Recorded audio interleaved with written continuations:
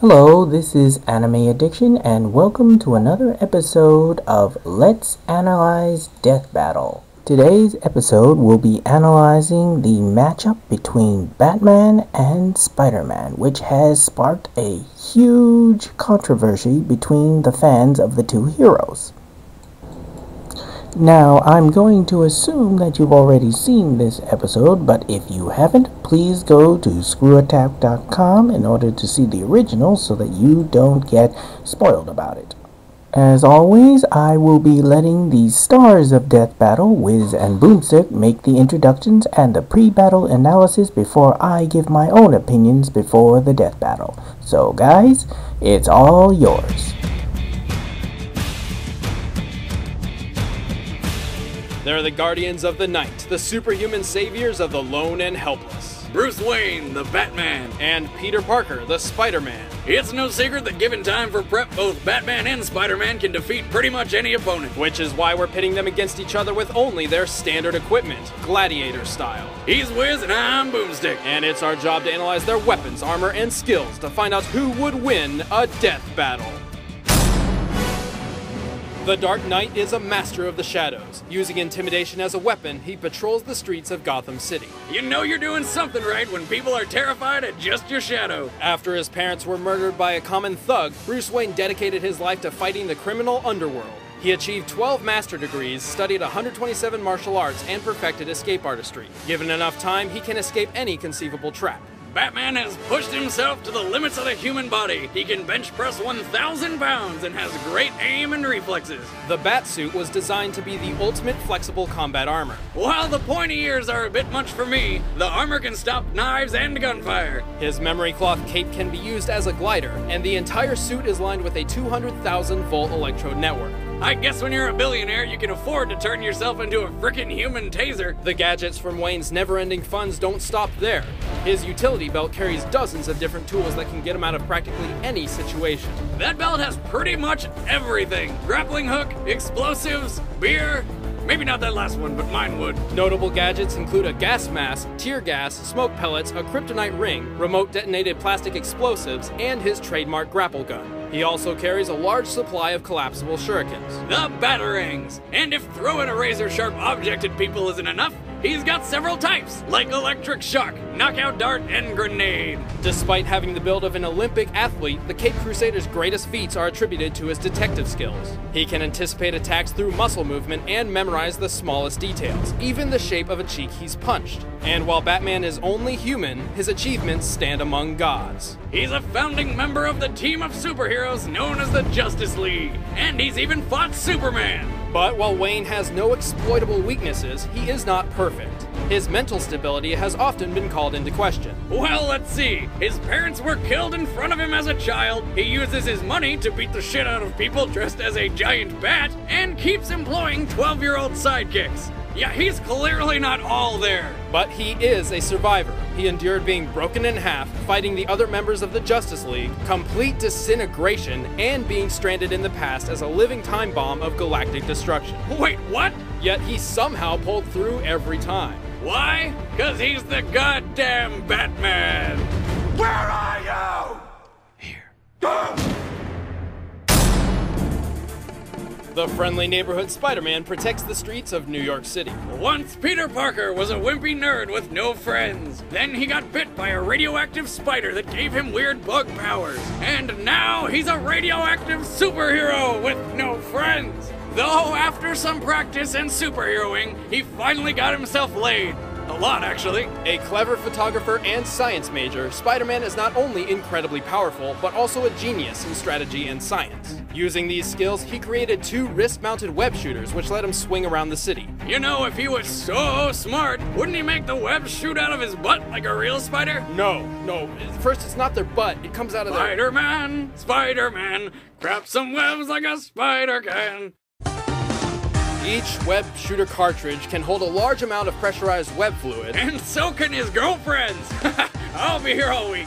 And features a rotating carousel to replace the empty ones. His spider powers give him superhuman strength, speed, agility, and durability. He can run up to 200 miles per hour, lift over 10 tons, and take a friggin' grenade to the face. He can even knock a dinosaur out cold with a single punch. Ha! Suck it, Denver! Also, by altering his body's electron attraction, Spider-Man can crawl along any surface. But his most advantageous power is the spider sense. It acts kinda like a warning signal, like caller ID when your ex-wife's calling for alimony. Actually, the spider sense is much more than a simple alarm. It gives Peter omnipresent detection of his surroundings. This is how he swings through New York without looking where he shoots his webs. And unlike his human senses, it is not affected by gases and toxins unless specifically tailored to the spider sense itself. However, it's up to Spider-Man to recognize and react to its warnings, so it can be tricked if he doesn't think he's in danger. Still, paired with his speed, Spider-Man is almost untouchable. He can even dodge automatic fire. His unique martial art, the Way of the Spider, utilizes the spider sense to its fullest. Spider-Man can go toe-to-toe with the most advanced masters of combat, even while blindfolded. No wonder other superheroes don't like this guy. I mean, the friggin' spider sense does everything for him. Speaking of which, somehow Spider-Man once tried to join the Justice League, but was rejected by Batman. Ouch. I bet he wishes he could fight old bats in a battle to the death. Oh, wait! For all his amazing powers, Spider-Man is not invincible. His bright and colorful costume makes stealth difficult, his durability has limits, and the oddly specific ethyl chloride pesticide is his kryptonite. Also, any enemy with speed comparable to his can outmatch his spider sense. Still, if those are his only limitations, how come sometimes he gets shot by a stray bullet? Lazy writing. Wait! Who are you? You know who I am. I do? Your friendly neighborhood Spider-Man. Alright, the combatants are set. Let's end this debate once and for all. It's time for a Commercial break. commercial break! Alright then, now that Boomstick and Wiz have had their say, it's time for my say in how this death battle is going to turn out the way I think it would. First, let's start off with Batman, otherwise known as the Dark Knight. Now, Batman happens to be one of my favorite DC characters, and he's no pushover when it comes to fighting the bad guys. Even though he has no superpowers, he more than makes up for it with his gadgets, his martial arts expertise, and most of all, his most powerful weapon is his human brain. In other words, he uses his smarts in order to, well, outsmart his opponents, to study his opponents. That's where being a detective really comes in handy. He is able to deduce the weaknesses of his adversaries and therefore develop countermeasures against them so that he will eventually win in the end. However, in this case, that may not be an option for him. As you recall from the first rule of Death Battle, the combatants will have no prior knowledge of each other before the fight, and therefore Batman will be going into this fight completely blind.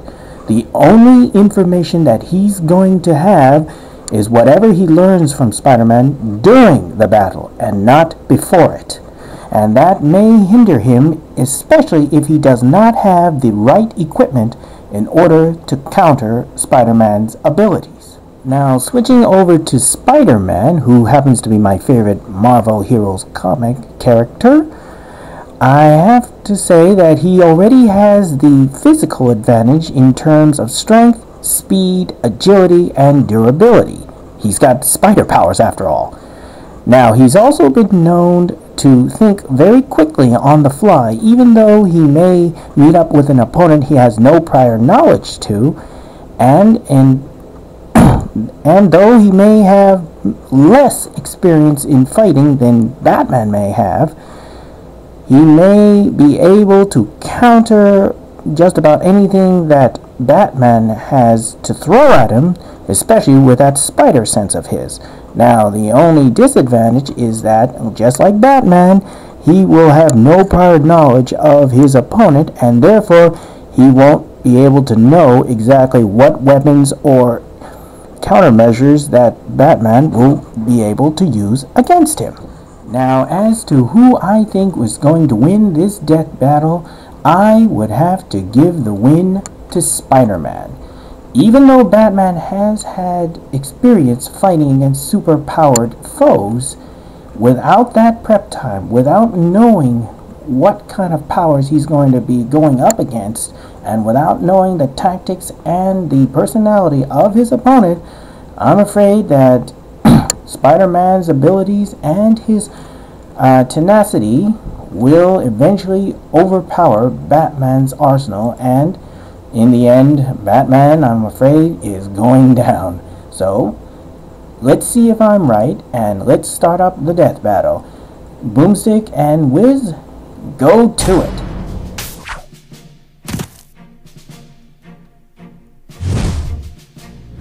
You got a black belt and stupid if you think you're gonna beat me. Fight.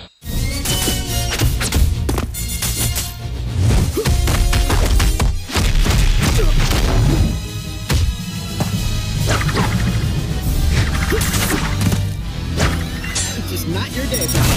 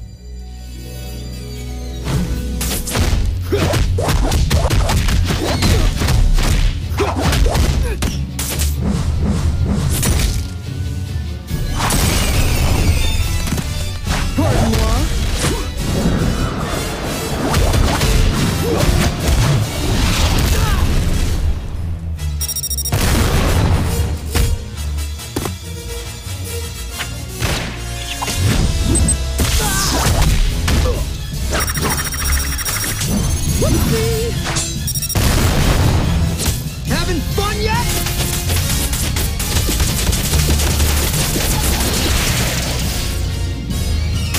It's all or nothing.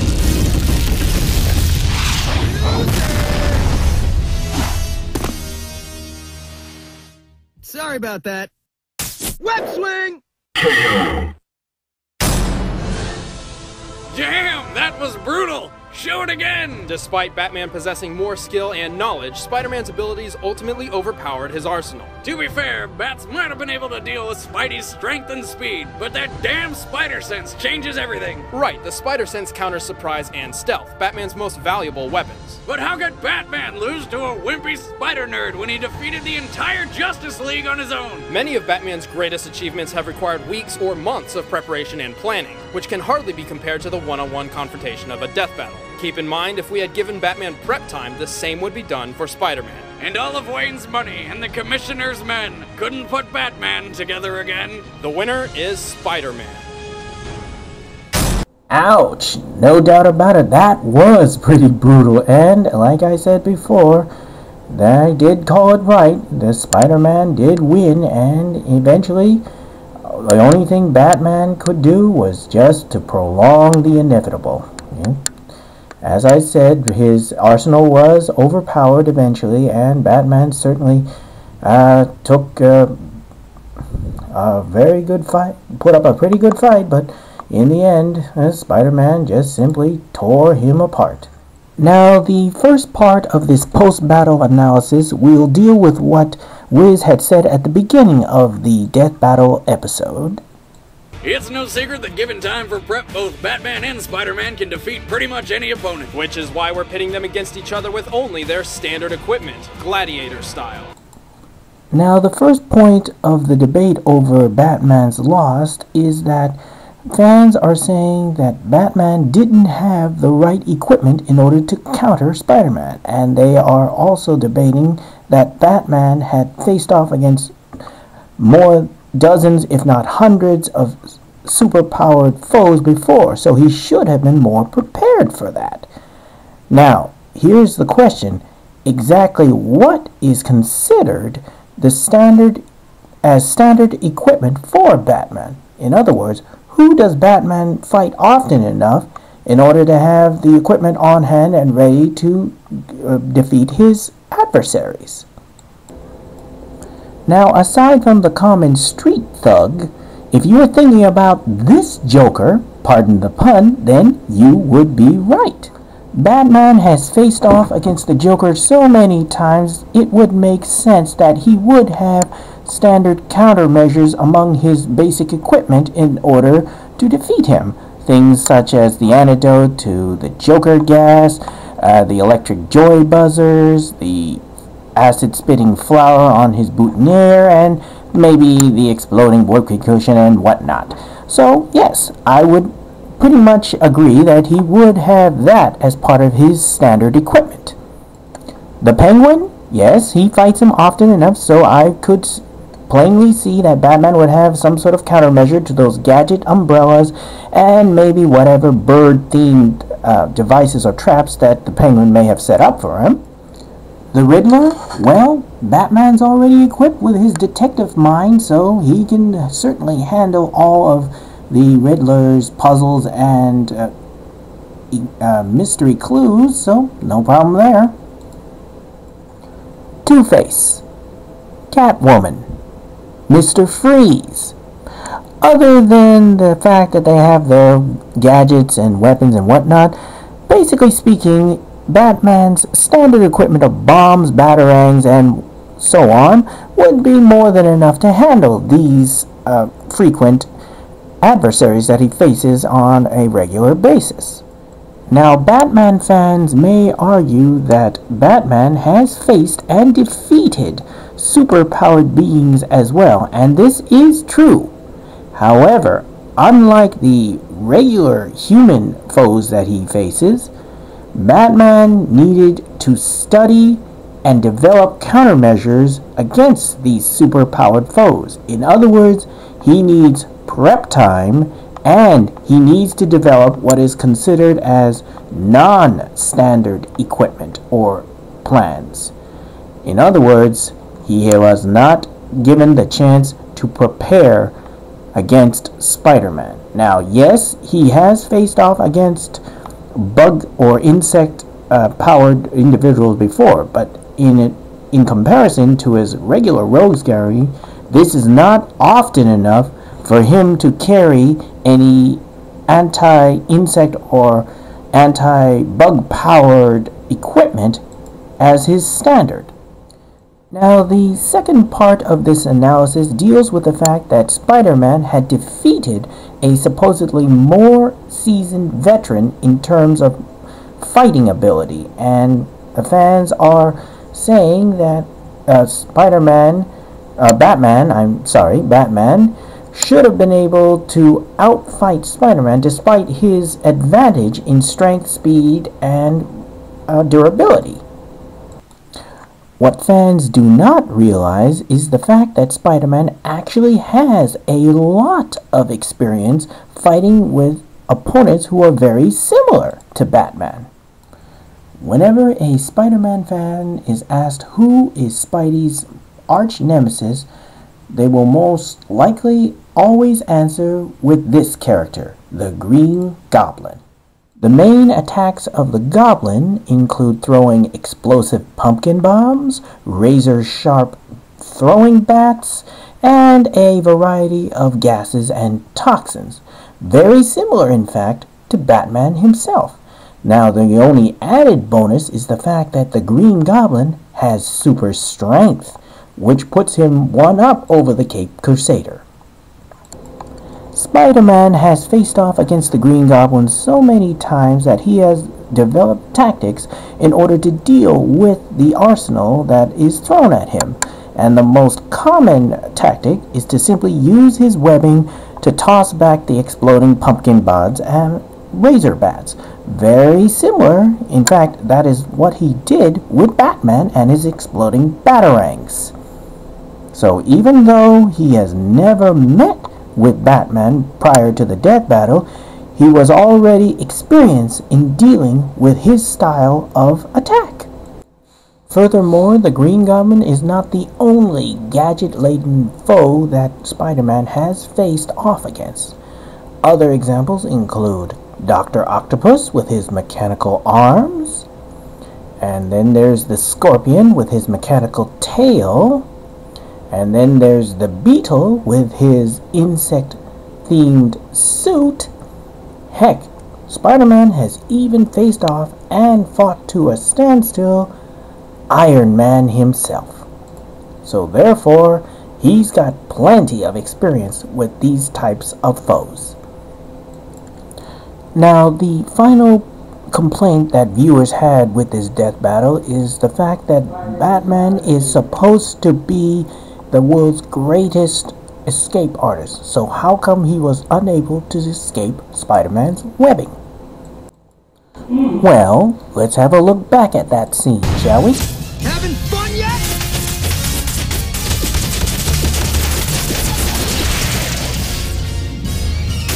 It's all or nothing.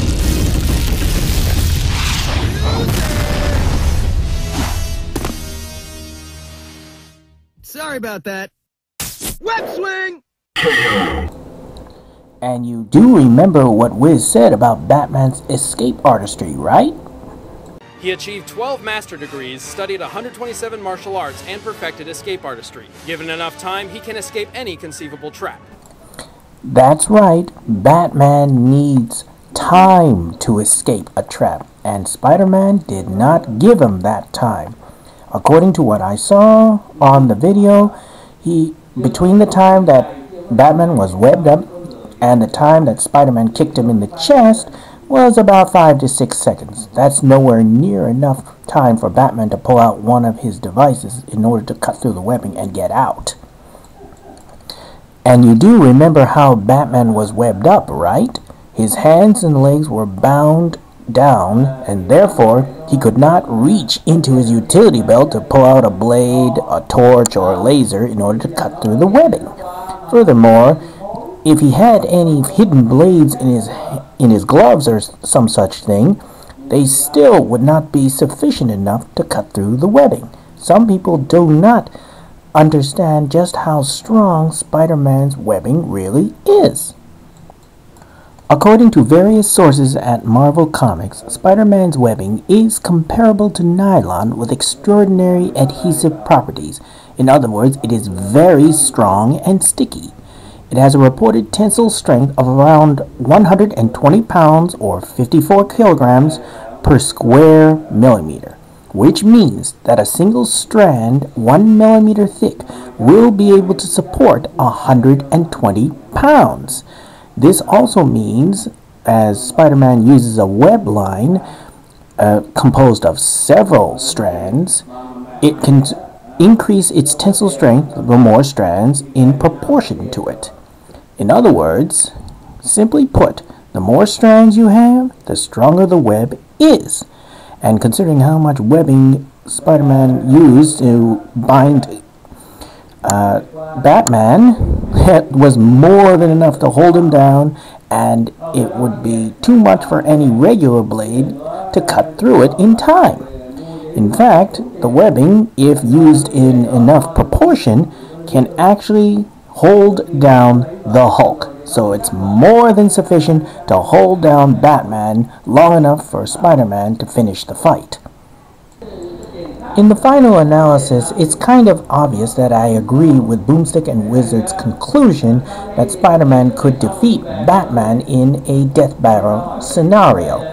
Now, since Batman didn't get any prep time, he didn't know about the spider sense, and Spider-Man's physical abilities pretty much overpower all of Batman's usual weaponry, plus the fact that Spider-Man has extensive experience with facing off against opponents that use gadgets and various weapons to fight him with. It comes to no surprise that Spider-Man would be able to kill Batman in this situation. And as Superman's arch-enemy Brainiac so eloquently put it, I suspected that we might meet Batman. You got into Wayne's computers during his partnership with LexCorp. Yes. You saw that his company could build you a rocket, so you took control of Bruce Wayne and had him authorize the project. You're every bit the detective that your followers on the internet believe. I also know how you work. collect the planet's knowledge, then destroy it. I can't allow you to leave. What you allow does not concern me. While your deductive skills are impressive, you are still only human. Now, in the end, Batman put up one heck of a fight, and you can't blame him for doing his all to try and defeat Spider-Man. But in this particular case, he was simply outmatched due to Spider-Man's physical prowess, his spider sense, and his prior experience in fighting similar foes. So, yes, I do agree that Batman lost in this death battle, but he is still a formidable opponent, and it looks like in a future death battle against Captain America, he is going to be given another chance. So, until then, I hope that Death Battle will continue to churn out more of these wonderful episodes, and I thank you for listening in, and whether or not you agree on the on my analysis of Death Battle is completely up to you. I welcome any comments and such, and no flames, mind you, but still, if you have any arguments or counter arguments to my analysis, I'm willing to listen to it. Until then, thank you very much, and we'll see you next time.